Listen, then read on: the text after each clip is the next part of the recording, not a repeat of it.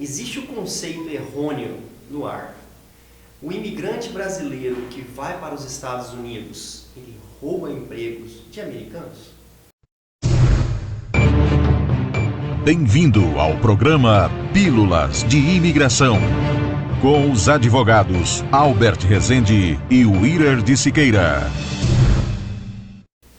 No dia 12 de agosto, eu gravei um vídeo no Immigration Review, que eu convido você a ir lá atrás e dar uma olhada, mais ou menos com este assunto, onde alguns estados americanos estão sofrendo pela falta de imigrantes, porque eles não têm trabalhadores suficientes para manter a economia rodando. Isso. Por isso que nós falamos que é um conceito errôneo.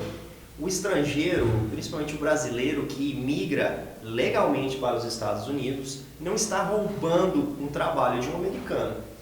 Exatamente. Na realidade, o brasileiro está fazendo um trabalho que o americano não está disposto a fazer. E normalmente esses trabalhos pagam menos do que o americano está disposto. Por quê?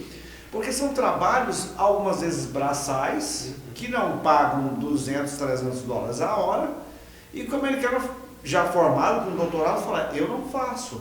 Então esse conceito errôneo de que brasileiro toma trabalho do americano é errôneo mesmo. Isso. Por outro lado, existem algumas profissões que estão com carência do profissional qualificado. Por quê? Porque às vezes a faculdade, os alunos que saem da faculdade não suprem a demanda do mercado de trabalho, né, doutor? Exatamente. E aí não há outro meio a não ser gritar para o mundo todo, especialmente para os brasileiros, que, olha, existem vagas abertas, venham para cá para que você possa ajudar a economia a crescer. Este ano nós temos feito muitos EBs, que são os Employment Based, e há uma demanda, por exemplo, da construção civil. Hoje os contractors não acham o pessoal, os marceneiros, os pedreiros, não acham. Exatamente. Bem como também o enfermeiro, né? A área da saúde ali precisa muito. O engenheiro, o veterinário. Então isso não existe. Não existe esse conceito de que vai roubar. Os Estados Unidos precisa de imigrantes qualificados. Por isso, você que tem as qualificações precisa de um bom advogado de imigração. Exatamente. Você deve procurar um advogado que vive de imigração e não esses consultores aí que tudo fala que está tudo certo e depois você se arrepende. Procure um advogado de imigração especialista em employment based, empregos baseados no trabalho, que ele vai te colocar no caminho certo para um green card nos Estados Unidos.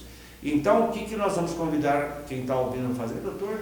Para agora parar, apertar aqui, subscribe the channel, ou seja, assine aqui o nosso canal, clique aqui no sininho e não perca nossos vídeos.